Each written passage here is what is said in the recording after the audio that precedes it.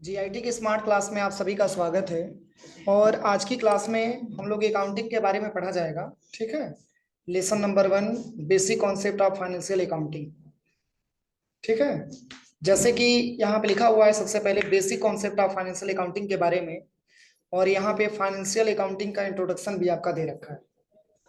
सबसे पहले तुमको ये समझना होगा कि फाइनेंशियल अकाउंटिंग होता क्या है। तो देखिए यहाँ पे इंग्लिश में डिफिनेशन आपका लिखा हुआ है, accounting is the process of classifying, recording and reporting and an enterprises business transaction. Financial accounting is a branch of accounting that is primarily concerned with the preparation of financial statement based on the business transaction.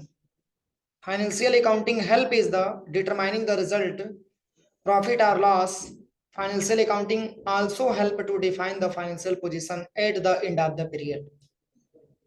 मतलब यहाँ पे बताया जा रहा है करे कि accounting is the process of classifying, यानी कि जो अकाउंटिंग होता है एक प्रकार का प्रोसेस होता है, किसका क्लासिफाई करता है, recording and reporting and enterprises business transaction, जो किसी इंटरप्राइजेस के बिजनेस को रिपोर्ट करता है, रिकॉर्ड करता है और उसकी क्लासिफाई करता है, उसकी वर्गीकरण करता है। और फिर कह रहा है कि financial accounting is branch of accounting, यानी कि जो फाइनेंशियल अकाउंटिंग है एक प्रकार की शाखा, एक प्रकार की ब्रांच है, किसकी? अकाउंटिंग की। That is primarily concerned with the preparation of financial statement, जिसका मुख्य उद्देश्य, जिसका मुख्य मतलब अगर देखा जाए तो इसका मेन वजह ये होता है, मेन वर्क ये होता है कि फाइनेंशियल मतलब फाइनेंशियल स्टेटमेंट के आधार पे उसकी क्या करना, प्रिपरेशन करना, एक स्टेटमेंट अपना दिखना। करा है कि based on the business transaction, जो आधारित होता है किस पे? अपने बिजनेस के ट्रांजेक्शन पे, अपने बिजनेस के लेन देन पे। और फिर कह रहा है कि financial accounting help is the determining the result. ये जो फाइनेंशियल अकाउंटिंग होता है ये हेल्प करता है और डिटरमाइन करता है, निर्धारण करता है किसका? प्रॉफिट या लॉस। मतलब हमारे बिजनेस में लॉस हुआ या प्रॉफिट हुआ। फिर कह रहा है कि financial accounting also help to define the financial position at the end of the period, यानी कि ये बताया जा रहा है कि जो हमारा फाइनेंशियल अकाउंटिंग होता है इसके माध्यम से हमको मदद मिलती है डिफाइन करने के लिए फाइनेंशियल पोजीशन का, कि हमारे फाइनेंशियल पोजीशन क्या है। और ये हम जांच करते हैं एंड ऑफ द पीरियड, जब पीरियड लास्ट होता है तब। तो जैसे इसी को हिंदी में लिखा हुआ है फाइनेंशियल अकाउंटिंग के बारे में, कह रहा है कि किसी इंटरप्राइजेस के बिजनेस लेन देन का वर्गीकरण, रिकॉर्डिंग और रिपोर्टिंग का प्रोसेस हमारा क्या कहलाता है? अकाउंटिंग कहलाता है। यहाँ पे कह रहा है सबसे पहले देखिए, यहाँ पे बताया जा रहा है कि किसी इंटरप्राइजेस के बिजनेस के लेन देन का वर्गीकरण, रिकॉर्डिंग और रिपोर्टिंग का जो प्रोसेस होता है उसी को हम क्या कहते हैं? अकाउंटिंग कहते हैं। और कह रहा है कि फाइनेंशियल अकाउंटिंग की वह ब्रांच है, वह शाखा है जिसका प्राइमरी उद्देश्य उस बिजनेस के फाइनेंशियल लेन देन के आधार पे एक फाइनेंशियल स्टेटमेंट तैयार करना। मतलब जैसे कि फाइनेंशियल ईयर के बारे में यहाँ पे बोला गया है, तो फाइनेंशियल ईयर के बारे में जब भी आपसे बोला जाए तो आप ये समझिएगा कि 1 अप्रैल और 2023 को फाइनेंशियल ईयर हमारा स्टार्ट हुआ है। और 31 मार्च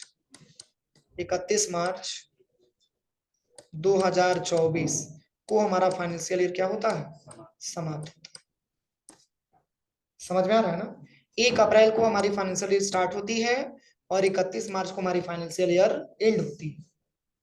तो जैसे अगर आपसे कोई पूछा जाए कि सर इस समय फाइनेंशियल ईयर कौन सा चल रहा है, तो आप बता सकते हैं कि इस समय फाइनेंशियल ईयर हमारा 23-24 चल रहा है, क्योंकि 1 अप्रैल से 2023 से स्टार्ट हुआ होगा और 31 मार्च 2024 को हमारे फाइनेंशियल ईयर क्या होते हैं? एंड होते हैं।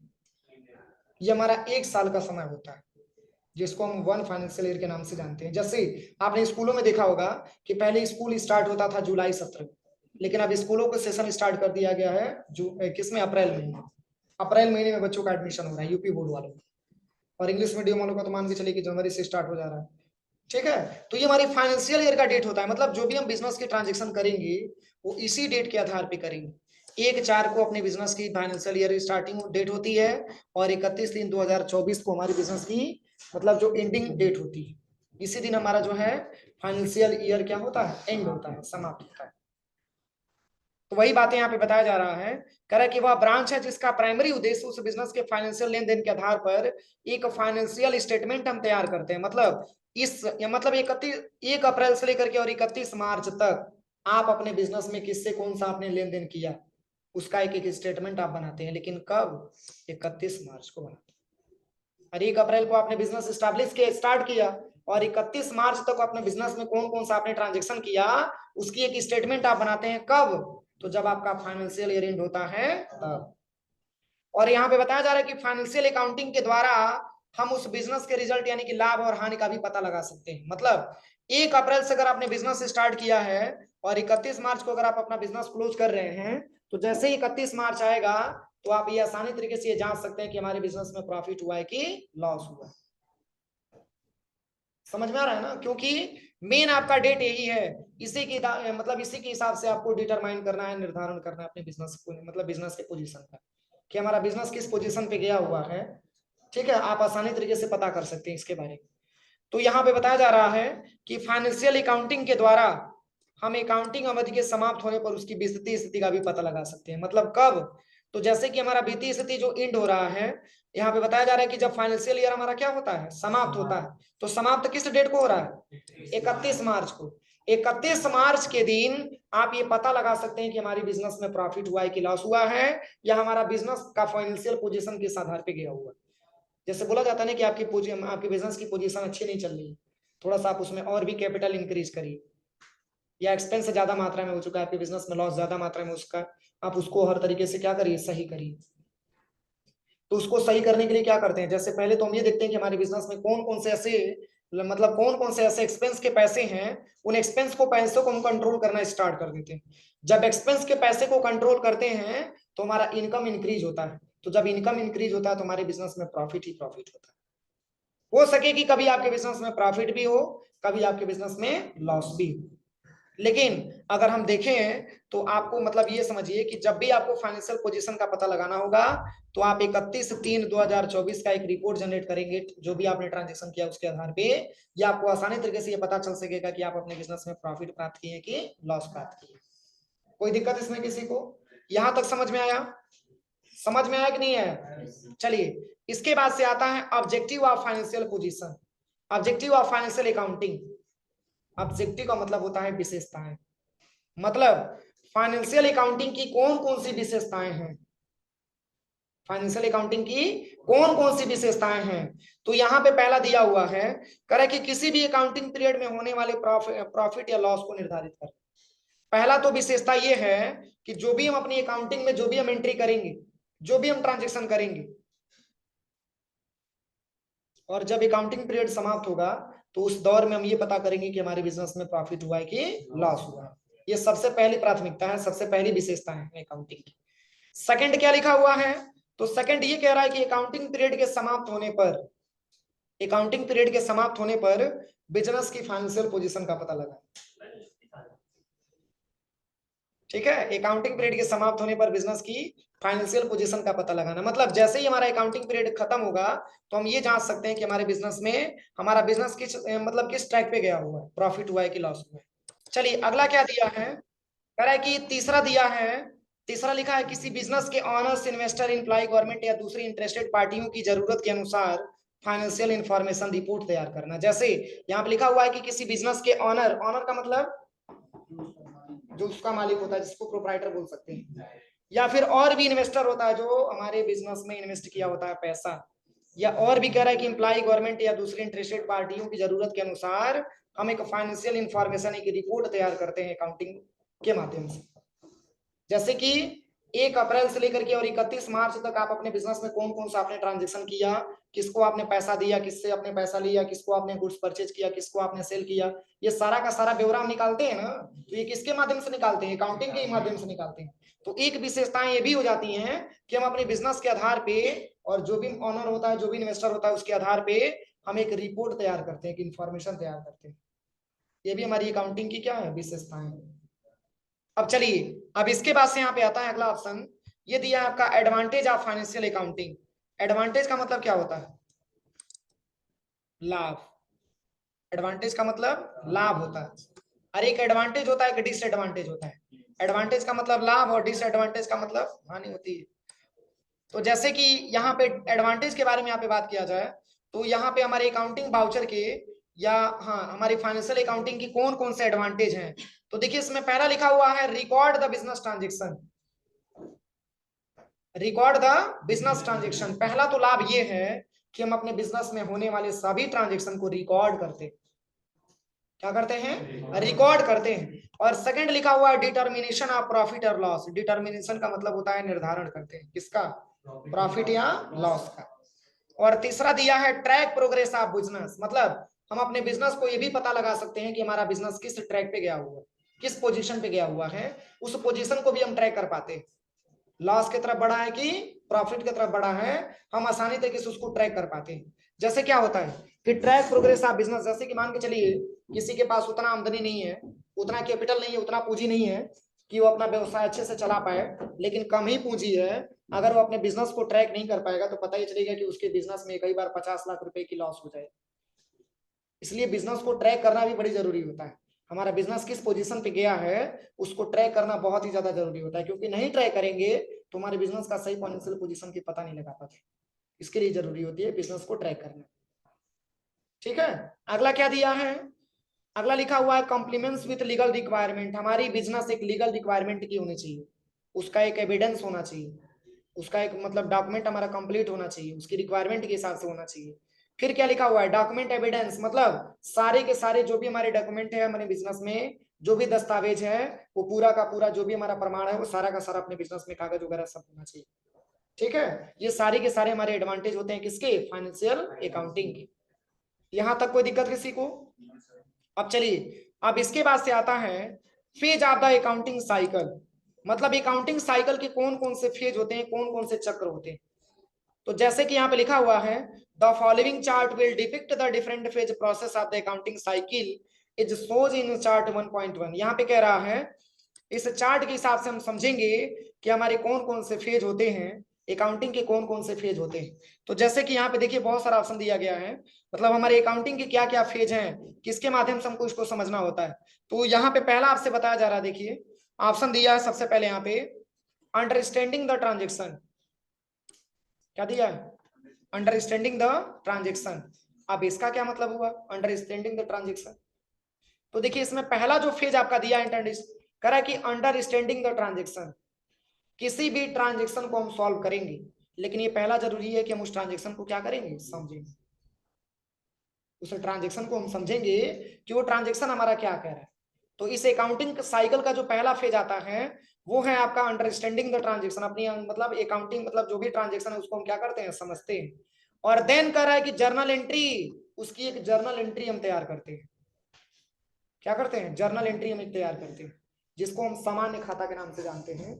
जैसे कि मान के चलिए कि आपने जो है, अगर कोई बिजनेसमैन को आपने देखा होगा कि सुबह से लेकर के शाम तक जो भी उधार बेचता है वो ये क्या करता है, एक मतलब अपने कॉपी बनाया रहता है। उस कॉपी पे डिवाइस का रिकॉर्ड वो लिखा रहता है कि आज फला फला डेट में मैंने किसको पैसा दिया, किससे लिया, किसको कितना उधार सामान बेचा, ठीक है, किससे मैंने परचेज किया, ये सारा एक ब्यौरा बनाया रहता है। और तब बैठ करके शाम को उसको कंप्यूटर पे अपलोड करता है। समझ में आ रहा है ना? तो उसे डे बुक की तरह हमारा जर्नल एंट्री होता है, मतलब पर डे आप अपने बिजनेस में कौन कौन सा ट्रांजेक्शन किए हैं उसको हम डेट वाइज क्या करते हैं? जर्नल एंट्री करते हैं। अगला क्या दिया है? तो अगला कह रहा है कि लेजर पोस्टिंग। अब उसकी अलग अलग हम लेजर की पोस्टिंग भी करते हैं, हम उसकी अलग अलग लेजर पोस्टिंग भी करते हैं। जैसे कि एक ही डेट में किसी से आपने सामान खरीदा, एक ही डेट में आपने किसी से सामान बेचा, या आपने किसी को पेमेंट किया, या आपने किसी से पैसा प्राप्त किया, तो किस पार्टी को आपने पैसा दिया, किस पार्टी से आपने पैसा लिया, तो क्या पार्टी का नेम बनाएंगे तभी तो हम उसकी अलग अलग पोस्टिंग करेंगे। तो उसकी हम एक अलग अलग लेजर बनाते हैं। जैसे कि मान के चलिए कि रमेश ट्रेडर्स है, तो उसका एड्रेस कहाँ का है, उसको मैंने सेल किया है कि उससे मैंने परचेज किया है, हमारे बिजनेस का सप्लायर है कि कस्टमर है। तो उसके आधार पे हम एक लेजर तैयार करते हैं, और उसी लेजर में पूरा उसका हम डिटेल भरते हैं, ताकि बार बार हम उसको क्रिएट ना करना पड़े। एक बार लेजर क्रिएट कर देंगे, उसके आधार पे पूरा हम उसको ट्रांजेक्शन को करते जाएंगे। क्लियर हुआ? तो सबसे पहले तो हम ट्रांजेक्शन को समझेंगे, देन उसकी सबसे पहले जर्नल एंट्री करेंगे, और तब जाकर के हम उसकी लेजर पोस्टिंग करेंगे। और तब आता है ट्रायल बैलेंस। उसकी एक हम ट्रायल बैलेंस निकालते हैं, एक जांच करने के लिए कि हमारे बिजनेस में प्रॉफिट हुआ है कि लॉस हुआ है। एक प्रकार का ट्रायल बैलेंस के बारे में आप ये समझिएगा कि ट्रायल बैलेंस एक प्रकार का आपका स्टेटमेंट होता है। क्या होता है? स्टेटमेंट होता है। और स्टेटमेंट के जरिए हम ये पता करते हैं कि हमारे बिजनेस में प्रॉफिट हुआ है कि लॉस हुआ है। और चलिए एक लेजर के बारे में हम बात करें तो एक छोटा सा एग्जांपल मैं आपको देना चाहूं। जैसे कि मान के चलिए कि हम अपने बैंक में गए ये जांच करवाने के लिए कि हमारे खाते में कितना बैलेंस बचा हुआ है, तो किसका लेजर खोलेगा? मेरा ही खोलेगा ना। अगर हमारे नाम से खाता है तो वो खाता नंबर डाल करके हमारा ही लेजर सर्च करेगा। तो हमारे लेजर का जब खाता ओपन करेगा तभी तो उसको पता चलेगा कि कितना बैलेंस इनका बचा हुआ है या कौन कौन सा ट्रांजैक्शन इन्होंने किया है। तो सारे व्यक्तियों के नाम से अलग अलग लेजर हम क्रिएट करते हैं, जिसको हम बोलते हैं अकाउंटिंग में लेजर पोस्टिंग के नाम से। एक प्रकार का लेजर पोस्टिंग हमारा होता है, ठीक है। और चलिए अब इसके बाद से यहाँ पे जर्नल का मतलब होता है रोजनामचा। इसका हिंदी होता है रोजनामचा। रोजनामचा का मतलब ये होता है कि जो डेली वाइज रिकॉर्ड हम मेंशन कर रहे हैं डेट वाइज, उसको हम मतलब जर्नल एंट्री बोलते हैं। आज कौन सा डेट है? 26 फरवरी। 26 फरवरी की सुबह से लेकर के शाम तक आप अपने बिजनेस में कौन कौन सा आपने ट्रांजेक्शन किया, उस पूरे ट्रांजेक्शन को रिकॉर्ड करते हैं कॉपी में। उसी कॉपी का नाम हम जर्नल एंट्री दे देते हैं। समझ में आया? अब चलिए अब इसके बाद से आता है पीएल अकाउंट, जिसको शॉर्ट में पीएल अकाउंट के नाम से जाना जाता है, और इसका पूरा नाम होता है प्रॉफिट एंड लॉस अकाउंट। और ये भी हम जांच करते हैं ट्रायल बैलेंस बनाने के बाद। जैसे एक ट्रायल तो हमको मिल जाता है कि हमारे बिजनेस में एक मतलब एक तरीके से अगर देखा जाए तो हम अपने बिजनेस में अनुमान लगा लेते हैं कि हमारे बिजनेस में इतने रुपए का प्रॉफिट हुआ है, इतने रुपए का लॉस हुआ है। लेकिन नेट वैल्यू पता करने के लिए हम अपने बिजनेस में प्रॉफिट एंड लॉस अकाउंट का एक स्टेटमेंट अपना तैयार करते हैं, जिससे ये पता चल सके कि हमारे बिजनेस में नेट इतने रुपए का लॉस हुआ है या नेट इतने रुपए का क्या हुआ है, प्रॉफिट हुआ है। लेकिन अगर हम ट्रायल के बारे में बात करें तो ट्रायल से उतना डीपली नहीं निकल करके आता है कि ट्रायल हम बनाते हैं। बोला जाता है ना कि इस चीज का अभी ट्रायल किया जा रहा है। कोई गेम वगैरह होता है तो उसकी एक ट्रायल होती है, कोई वर्क भी किया जाता है तो उसका एक ट्रायल किया जाता है। तो वैसे ही हम अकाउंटिंग जब करते हैं तो एक ट्रायल का एक बैलेंस बनाते हैं, एक स्टेटमेंट हम बनाते हैं, ये अनुमान लगाने के लिए कि हमारा बिजनेस का फाइनेंशियल पोजीशन क्या है। उसी के आधार पे हम अपने बिजनेस में profit and loss account create करते हैं, उसका भी हम एक लेजर बनाते हैं, जिससे ये निकल करके आता है कि 1 अप्रैल से लेकर के और 31 मार्च तक आपके बिजनेस में नेट लॉस हुआ या नेट प्रॉफिट हुआ। ठीक है। अगला दिया है बैलेंस शीट। अब उसी के आधार पे हम बैलेंस शीट का भी स्टेटमेंट तैयार करते हैं। किसी को कोई दिक्कत? तो इतने सारे फेज होते हैं हमारी अकाउंटिंग के, जो आपको स्टेप बाय स्टेप पूरे फेज के बारे में आपको पढ़ना है। स्टेप बाय स्टेप पूरे फेज के बारे में आपको पढ़ना है। ये पूरा आपके आगे की क्लास में आएगा। यहां तक कोई दिक्कत किसी को?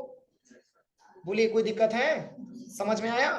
तो डेट आप नोट कर लीजिएगा कि 31 मार्च से लेकर के 1 अप्रैल का जो डेट है, नहीं तो बार बार आप भूल जाएंगे। इसको नोट कर लीजिएगा, फाइनेंशियल ईयर का डेट 1 अप्रैल 2023 से लेकर के और 31 मार्च 2024 तक का समय हमारा फाइनेंशियल पोजीशन कहलाता है, फाइनेंशियल ईयर कहलाता है।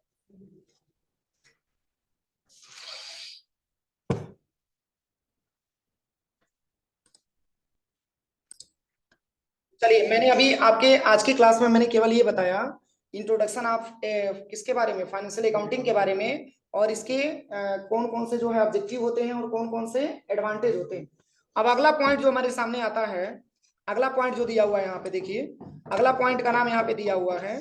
अब आपका अकाउंटिंग टर्म का एक हेडिंग आता है। देखिए अकाउंटिंग टर्म मतलब किसी भी अकाउंटिंग को हम करेंगे लेकिन इतने सारे टर्म एंड कंडीशन होंगे, उसी टर्म एंड कंडीशन के आधार पे हम क्या करेंगे, अपना अकाउंटिंग करेंगे। तो देखिए इसमें पहला आपका दिया हुआ है अकाउंटिंग टर्म में, जो पहला ऑप्शन दिया हुआ है,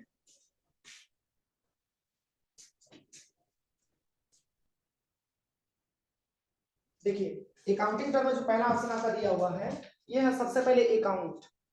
क्या दिया है? अकाउंट। और अकाउंट को हिंदी में क्या बोलते हैं? अकाउंट को हिंदी में खाता बोला जाता है। तो अकाउंट होता क्या है? तो कह रहा है कि अकाउंट किसी बिजनेस के ट्रांजेक्शन का एक ऐसा स्टेटमेंट है जिसका प्रभाव किसी भी पार्टिकुलर एसेट्स पे, लायबिलिटी पे, एक्सपेंस पे या इनकम आदि पर पड़ता है। Example cash account, bank account इत्यादि। देखिए अकाउंट का हिंदी मैंने अभी आपको बताया है, अकाउंट का हिंदी मैंने अभी आपको बताया कि अकाउंट को हिंदी में बोला जाता है खाता। मतलब अकाउंट होता क्या है? तो अकाउंट के बारे में यहाँ पे बताया जा रहा है कि अकाउंट किसी बिजनेस के ट्रांजैक्शन का एक ऐसा स्टेटमेंट है जिसका पार्टिकुलर प्रभाव, जिसका प्रभाव किसी पार्टिकुलर एसेट्स पर पड़ता है। किस पर पड़ता है? एसेट्स पर पड़ता है। और फिर कह रहा है कि लायबिलिटी पे पड़ता है। और फिर कह रहा है कि इसके बाद से क्या दिया है? एक्सपेंस पे भी पड़ता है, एक्सपेंस पे भी पड़ता है और प्लस इनकम पे भी पड़ता है। देखिए ये सब हमारे अकाउंट में क्या होते हैं, एक प्रकार के हमारे पार्टिकुलर इफेक्ट होते हैं। जैसे कि यहाँ पे दिया भी गया है कि अकाउंट किसी बिजनेस के ट्रांजेक्शन का एक ऐसा स्टेटमेंट है जिसका प्रभाव किसी भी पार्टिकुलर एसेट्स पे पड़ता है, प्लस लायबिलिटी पे पड़ता है, प्लस एक्सपेंस पे पड़ता है और प्लस इनकम पे पड़ता है। अब समझने योग्य बात यह कि सर एसेट्स क्या होता है, लायबिलिटी क्या होता है, एक्सपेंस क्या होता है और इनकम क्या होता है, जब तक ये क्लियर नहीं होगा तब तक आपको अकाउंट क्लियर नहीं हो पाएगा। तो देखिए जैसे यहाँ पे एक एग्जांपल में लिखा हुआ है, जैसे कि एग्जांपल में लिखा हुआ है कैश अकाउंट, बैंक अकाउंट इत्यादि। एसेट्स के बारे में बात किया जाए तो वे सभी अस्थायी या अस्थायी वस्तुएं जो हमारे व्यापार को चलाने में मदद करती है, वो सभी एसेट्स कहलाती है। एसेट्स मुख्यतः दो प्रकार का होता है, एक आपका करेंट होता है और एक आपका क्या होता है, फिक्स होता है। एक आपका करेंट होता है और एक आपका फिक्स होता है। ये सब आगे की क्लास में आएगी, बस आप ये समझिए कि अकाउंट के बारे में जो दिया इसके बारे में बता दे रहे हैं। मात्र इसका प्रभाव 4 ऑप्शन पे ज्यादा मात्रा में पड़ता है। क्या अपने बिजनेस के लिए एसेट्स की जरूरत नहीं होगी? लायबिलिटी का मतलब होता है कर्ज, उधार। लायबिलिटी का मतलब होता है कर्ज या उधार। जैसे अपने सप्लायर से आप माल परचेज करेंगे तो हो सके कि आप कुछ पैसा देंगे, कुछ पैसा आपका पेंडिंग हो जाए, कुछ बाकी लग जाए, तो उस पैसे को भी तो आप डेट मिले उस डेट में आप ले जाके जमा करेंगे, तो उसको हम बोल सकते हैं कि एक प्रकार की हमारी लायबिलिटी का पैसा है, जिसको हिंदी में बोले तो दायित्व तो बोल सकते हैं। लेकिन मुख्य रूप से आप इसका समझिए कि लायबिलिटी का मतलब होता है कर्ज। अगला क्या दिया है, एक्सपेंस। एक्सपेंस के बारे में बताइए, खर्चा होता है। क्या हमारे बिजनेस में केवल इनकम ही होगा, एक्सपेंस नहीं होगा? एक्सपेंस भी होगा। क्यों? क्योंकि ये सब हमारे बिजनेस से जुड़े हुए हैं ऑप्शन में। अगला क्या दिया है, इनकम। इनकम भी तो होगा हमारे बिजनेस में। तो ये सारे के सारे ऑप्शन अगर देखा जाए तो ये चारों जो भी हमारे ऑप्शन दिए गए हैं, इसका विशेष प्रभाव हमारे अकाउंट पे क्या होता है, पड़ता है। ठीक है ना, बिना इसके कोई हमारा व्यवसाय हो ही नहीं पाएगा, आप इतना समझिए। चलिए अगला क्या दिया है, तो अगला जो ऑप्शन आपका दिया हुआ है ये आपका बताया जा रहा है प्रोप्राइटर, थोड़ा सा स्पेलिंग सॉरी बिजनेस। क्या दिया है, बिजनेस दिया। और बिजनेस को हिंदी में व्यापार बोला जाता है।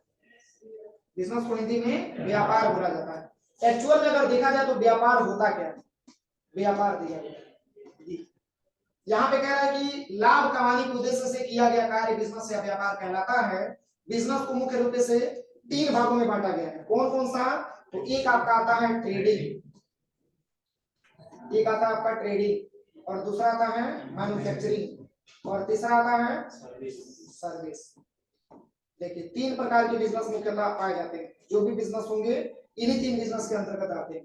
लेकिन बिजनेस का इंट्रोडक्शन आपको बताया गया है कि लाभ कमाने के उद्देश्य से किया गया कार्य हमारा क्या कहलाता है, बिजनेस कहलाता है, व्यापार कहलाता है। ठीक है ना, कोई भी ऐसा आप काम कर रहे हैं जिससे कि अगर आपको प्रॉफिट हो रही है, इनकम हो रही है, वही आपके लिए बिजनेस। समझ में आ रहा है ना? जैसे कि बिजनेस मुख्यतः 3 प्रकार का होता है, एक आपका ट्रेडिंग होता है, एक आपका मैन्युफैक्चरिंग होता है और एक आपका सर्विसेज की बिजनेस होता है। लेकिन तीनों में अंतर आपको समझना है कि किस प्रकार के बिजनेस को हम ट्रेडिंग बिजनेस बोल सकते हैं और किस प्रकार के बिजनेस को मैन्युफैक्चरिंग बिजनेस बोल सकते हैं और किस प्रकार के बिजनेस को हम सर्विसेज की बिजनेस बोल सकते हैं। तो तीनों में अंतर समझिएगा। जैसे कि नाम से दिया हुआ है ट्रेडिंग, क्या दिया है, ट्रेडिंग बिजनेस। तो ट्रेडिंग बिजनेस का मतलब ये होता है कि जैसे कि कोई ऐसा प्रोडक्ट है जिस प्रोडक्ट को हम खरीद रहे हैं किसी और से और तब जाकर के हम उसको सेल कर रहे हैं। किसी और से मैंने खरीदा और तब जाकर के मैंने आपको सेल किया, ऐसे बिजनेस को ट्रेडिंग बिजनेस बोला जाता है। इस प्रकार के बिजनेस आते हैं कि नहीं आते? जैसे मान के चलिए मैंने लैपटॉप की दुकान कर दी, वो लैपटॉप हम मैन्युफैक्चरिंग नहीं कर रहे, हम अपने बड़े होलसेलर से खरीद के लेके आ रहे हैं और तब आपको मैं बेच रहा हूँ। तो ऐसे बिजनेस को किस प्रकार का बिजनेस, ट्रेडिंग बिजनेस बोला जाता है। ऐसे बहुत सारे आ जाएंगे, जैसे किराने की दुकान आपका आ गया, या फिर बहुत सारे ऐसे बर्तन की दुकान आ गई, ऐसे लैपटॉप की दुकान आ गई, कंप्यूटर की दुकान आ गई। ये सारे के सारे ऐसे दुकान होते हैं जो आइटम को परचेज मतलब आइटम को सेल करते हैं, लेकिन किस प्रकार के, ट्रेडिंग में। एक प्रकार का उनका बिजनेस हमारे ट्रेडिंग बिजनेस के अंतर्गत आता है। अब चलिए मैन्युफैक्चरिंग का मतलब क्या होता है, तो मैन्युफैक्चर का मतलब होता है उत्पादन। मतलब वो जो प्रोडक्ट हम बेच रहे हैं उस प्रोडक्ट को हम खुद ही तैयार करके और तब जाकर के हम बेचने का काम करते हैं। ऐसे प्रोडक्ट को बोला जाता है मैन्युफैक्चरिंग प्रोडक्ट। ऐसा भी तो बिजनेस होता है कि मान के चलिए कि कोई प्रोडक्ट हम बेच रहे हैं, उन बेचने से पहले उस प्रोडक्ट को हम बना रहे हैं और बना करके तब हम किसी और को सेल कर रहे हैं। तो ऐसे बिजनेस को हम कौन सा बिजनेस बोल सकते हैं, मैन्युफैक्चरिंग बिजनेस। जैसे कोई एग्जांपल बताइए। हाँ, जैसे कि मान के चलिए एक प्रकार का, जैसे हमने दुकान कर लिया बैग का, अब सब्जी का एग्जांपल यहाँ नहीं देंगे, एक बैग का मैंने दुकान कर दी और बैग मतलब ये है कि बैग का पूरा मटेरियल हम खरीद के लेके आ रहे हैं और उसको अपनी जो है पूरा तरीके से लेबर लगवा करके उसको बनवा रहे हैं और बनवाने के बाद तब जाकर के हम किसी को सेल करते हैं। ठीक है, तो ऐसे बिजनेस को हम बोल सकते हैं कि एक प्रकार का हमारा मैन्युफैक्चरिंग बिजनेस, जिसको हम खुद ही तैयार करके और तब जाकर के बेच रहे हैं, एक प्रकार की हमारी मैन्युफैक्चरिंग बिजनेस है। या फिर मान के चलिए कि जो लैपटॉप की बातें मैंने अभी आपको बताया, तो लैपटॉप किसी से परचेज ना करके लैपटॉप के हर एक पार्ट्स को मंगा करके बना करके और तब जाकर के अगर हम किसी को सेल कर रहे हैं तो एक प्रकार की बिजनेस हमारी मैन्युफैक्चरिंग बिजनेस कहलाता है। कोई दिक्कत? मैन्युफैक्चरिंग का हिंदी ही होता है उत्पादन।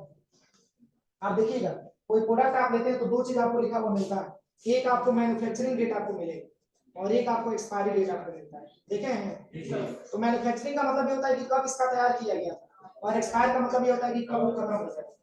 ठीक है, तो ये मैन्युफैक्चरिंग का मतलब ये होता है कि उस चीज का उत्पादन हम खुद कर रहे हैं और तब किसी को बेचने का काम कर रहे हैं। ऐसे बिजनेस को मैन्युफैक्चरिंग बिजनेस बोला जाता है। और सर्विसेज के बिजनेस में क्या आता है? तो जैसे कि सर्विस प्रोवाइड करना। ठीक है, जैसे कि मान के चलिए कि आपने देखा होगा YouTube जब आप ओपन करते हैं तो कितना भी बढ़िया मैटर आप ओपन करिए तो क्यों नहीं, उसमें आपका एड आना ही आना है, 17 सेकंड का 15 सेकंड का आता है कि नहीं आता? तो क्या फ्री में एड होता है? उसके लिए भी पैसा लगता है। जो भी प्रचार करता है, जैसे कि मान के चलिए लाइव बॉय आप ले लीजिए या लक्स का प्रचार आप ले लीजिए, लक्स का प्रचार बहुत ज्यादा यूट्यूब पे आ रहा है, तो ये रीजन ये है कि जो लक्स कंपनी की जो प्रचार कर रहा है उसको गवर्नमेंट उसको जो है लक्स कंपनी क्या दी होगी? पैसा उसको दी होगी। तो भी एक प्रकार का बिजनेस है। जो टीचर आपको शिक्षा देने का काम कर रहा है वो भी एक प्रकार की सर्विसेज की बिजनेस में आ रहा है। ये सबके सब बिजनेस एक प्रकार के सर्विसेज के बिजनेस में आते हैं। या फिर आप इंटरनेट सेवाओं का लाभ आप ले रहे हैं, एक प्रकार की सर्विस। तो ये जैसे जो भी आपने देखा होगा, जैसे लक्स का प्रचार हो गया या आपने देखा होगा जिलेट गार्ड का भी प्रचार आता है, ऐसे तमाम प्रोडक्टों का प्रचार ज्यादा मात्रा में होता है। क्योंकि वो प्रचार होगा नहीं तब तक वो प्रोडक्ट सेल होगा नहीं, जब तक प्रोडक्ट सेल होगा नहीं तब तक कंपनी को कोई प्रॉफिट नहीं होगा। तो इसलिए कंपनी अपना क्या करती है, ये जो है यूट्यूब पे ज्यादा मात्रा में प्रचार करवाती है। आप कितना भी अच्छा ऑप्शन क्यों सर्च करिए लेकिन ऐड तो आना ही आना। एक प्रकार की वैसे बिजनेस को बोल सकते हैं कि सर्विसेज की बिजनेस होती है। कोई दिक्कत किसी को? अब चलिए अगला जो ऑप्शन यहाँ पे दिया हुआ है, अगला ऑप्शन क्या दिया है? तो अगला ऑप्शन का नाम यहाँ पे लिखा हुआ है क्या? प्रोप्राइटर। स्पेलिंग थोड़ा सा गलत है, स्पेलिंग क्या होगा? PROPRITOR, शायद ही होगा, मिला लीजिएगा एक बार स्पेलिंग। प्रोप्राइटर।